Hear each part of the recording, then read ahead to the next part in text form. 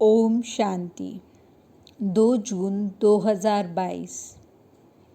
मीठे प्यारे बाबा के आज के मधुर महावाक्य। बाबा समझाते, मीठे बच्चे, सत्य बाप तुम्हें सब सत्य सुनाते हैं। ऐसे सच्चे बाप से सदा सच्चे रहना है। अंदर में कोई भी झूठ कपट नहीं रखनी है। प्रश्न: संगम पर तुम बच्चे किस कॉन्ट्रास्ट को अच्छी तरह से जानते हो? उत्तर: ब्राह्मण क्या करते और शूद्र क्या करते, ज्ञान मार्ग क्या है और भक्ति मार्ग क्या है। उस जिस्मानी सेना के लिए युद्ध का मैदान कौन सा है और हमारा युद्ध का मैदान कौन सा है, ये सब कॉन्ट्रास्ट तुम बच्चे ही जानते हो। सतयुग अथवा कलयुग में इस कॉन्ट्रास्ट को कोई नहीं जानते। गीत माता ओ माता। ओम शांति। यह है भारत माताओं की महिमा।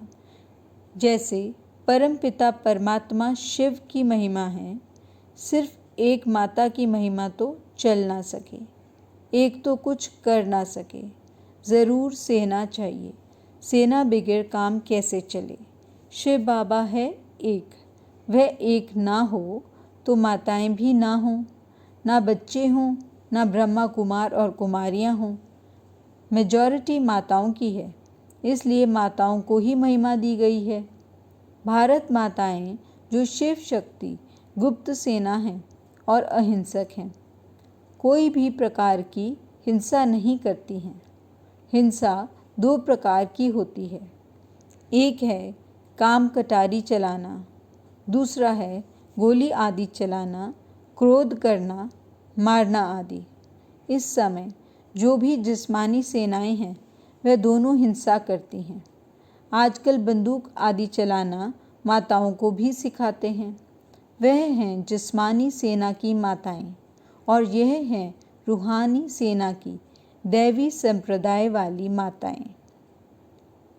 वह कितनी ड्रिल आदि सीखती हैं, तुम शायद कभी मैदान में गई भी ना हो। वह बहुत मेहनत करते हैं, काम विकार में भी जाते हैं। ऐसे कोई मुश्किल होंगे जो शादी नहीं करते होंगे। उस मिलिट्री में भी बहुत सीखते रहते हैं, छोटे छोटे बच्चों को भी सिखाते हैं। वह भी सेना है, यह भी सेना है। सेना का तो गीता में अच्छा ही विस्तार लिखा हुआ है, परंतु प्रैक्टिकल में क्या है यह तो तुम ही जानते हो कि हम कितने गुप्त हैं। शिव शक्ति सेना क्या करती है, विश्व का मालिक कैसे बनते हैं, इसको कहा जाता है युद्ध स्थल। तुम्हारा युद्ध का मैदान भी गुप्त है। मैदान इस मांडवे को कहा जाता है। आगे माताएं युद्ध के मैदान में नहीं जाती थीं, अभी यहाँ से पूरी भेंट होती है। दोनों सेनाओं में माताएं हैं, उनमें मेजॉरिटी पुरुषों की है, यहाँ मेजॉरिटी माताओं की है। कॉन्ट्रास्ट है ना, ज्ञान मार्ग और भक्ति मार्ग का। यह लास्ट कॉन्ट्रास्ट है। सतयुग में कॉन्ट्रास्ट की बात नहीं होती। बाबा आकर कॉन्ट्रास्ट बताते हैं, ब्राह्मण क्या करते और शूद्र क्या करते हैं। दोनों ही यहाँ युद्ध के मैदान में हैं। सतयुग व कलयुग की बात नहीं है, यह है संगम युग की बात। तुम पांडव संगम युगी हो, कौरव हैं कलयुगी। उन्होंने कलयुग का टाइम बहुत लंबा कर दिया है, इस कारण संगम का उनको मालूम ही नहीं है। धीरे धीरे यह ज्ञान भी तुम्हारे द्वारा समझेंगे। तो एक माता की महिमा नहीं है, यह है शक्ति सेना। ऊंचे ते ऊंच एक भगवान है और तुम हूबहू कल पहले वाली सेना हो। इस भारत को दैवी राजस्थान बनाना यह तुम्हारा ही काम है। तुम जानते हो, पहले हम सूर्यवंशी थे, फिर चंद्रवंशी, वैश्यवंशी बने। परंतु महिमा सूर्यवंशी की ही करेंगे। हम पुरुषार्थी ऐसा कर रहे हैं जो हम पहले सूर्यवंशी अर्थात स्वर्ग में आवें।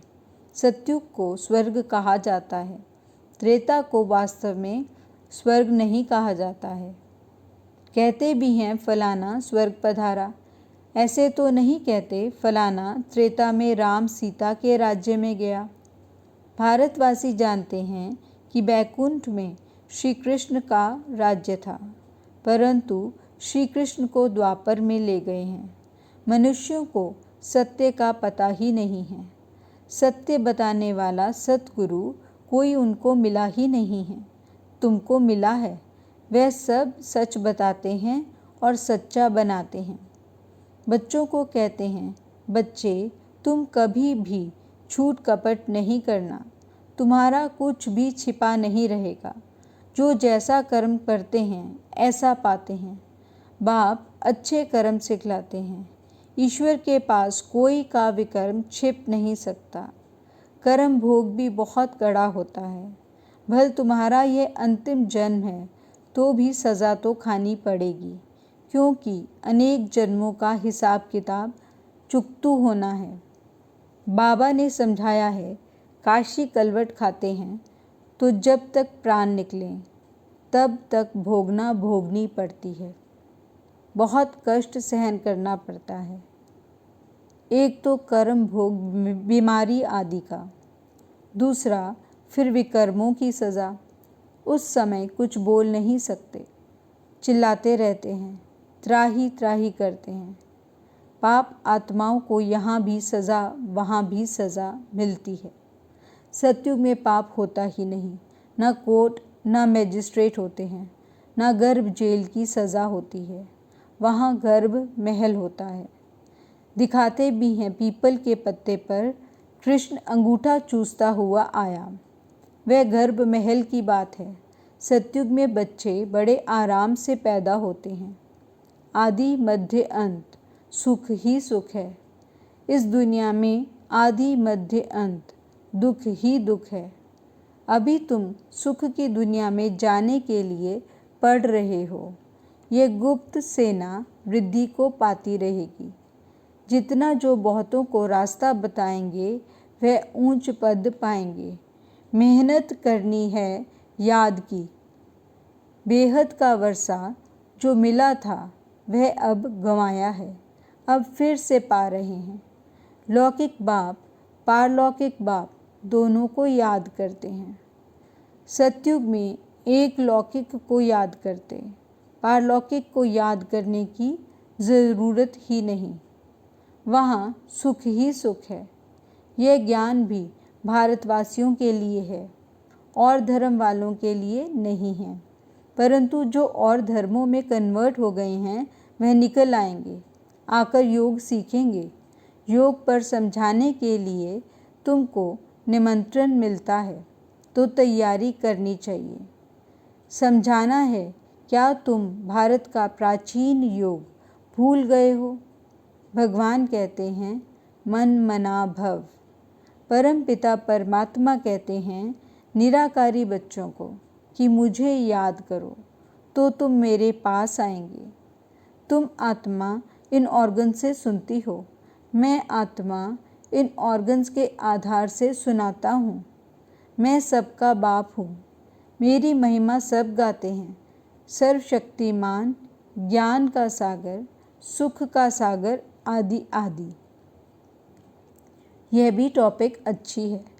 शिव परमात्मा की महिमा और कृष्ण की महिमा बताओ। अब जज करो कि गीता का भगवान कौन।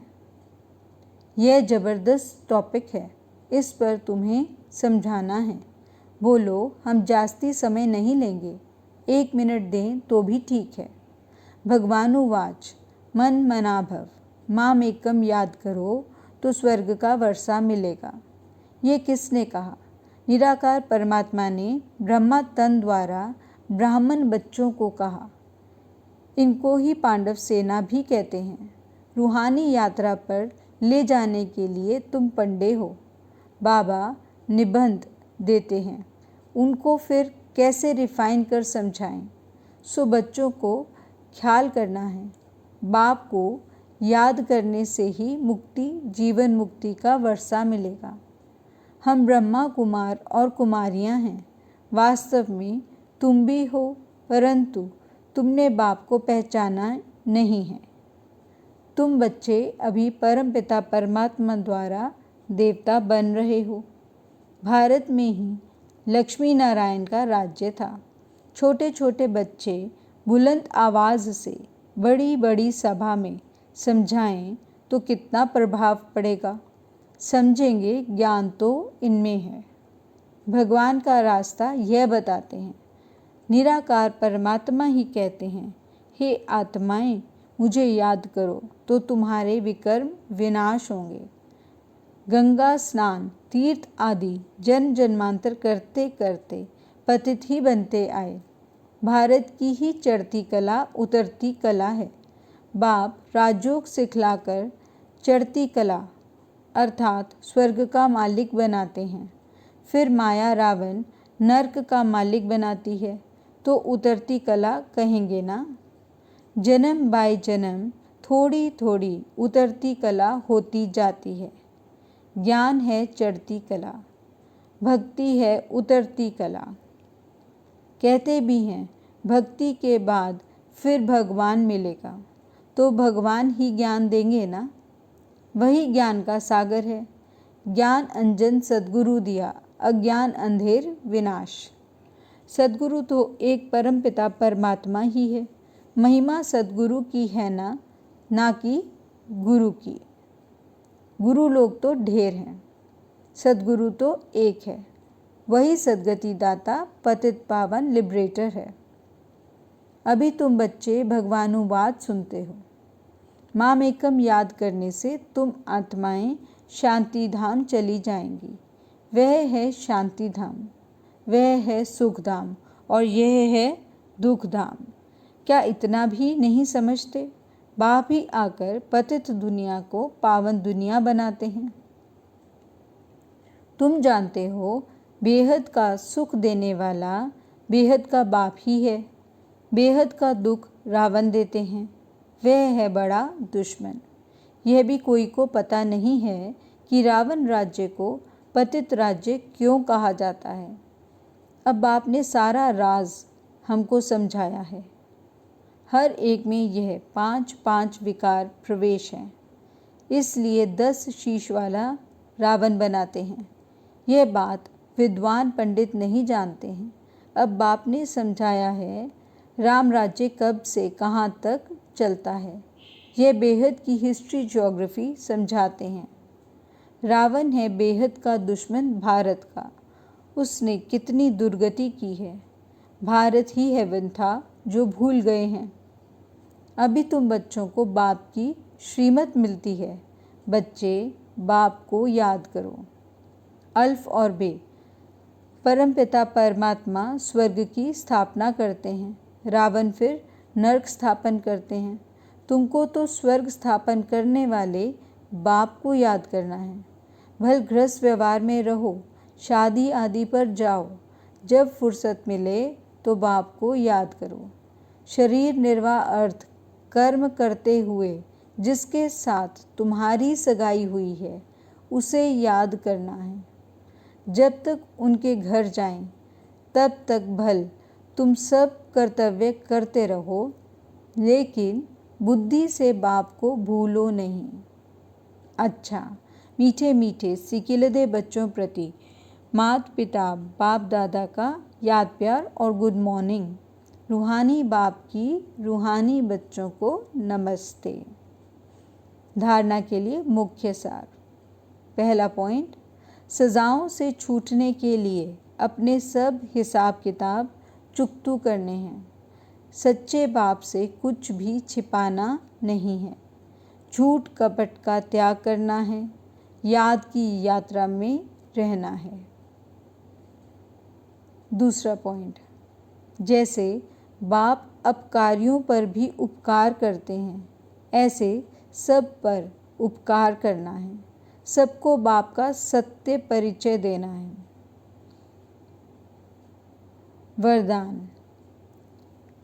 ईश्वरीय संस्कारों को कार्य में लगाकर सफल करने वाले सफलता मूर्त भव। जो बच्चे अपने ईश्वरीय संस्कारों को कार्य में लगाते हैं, उनके व्यर्थ संकल्प स्वतः खत्म हो जाते हैं। सफल करना माना बचाना या बढ़ाना, ऐसे नहीं पुराने संस्कार ही यूज़ करते रहो और ईश्वरीय संस्कारों को बुद्धि के लॉकर में रख दो।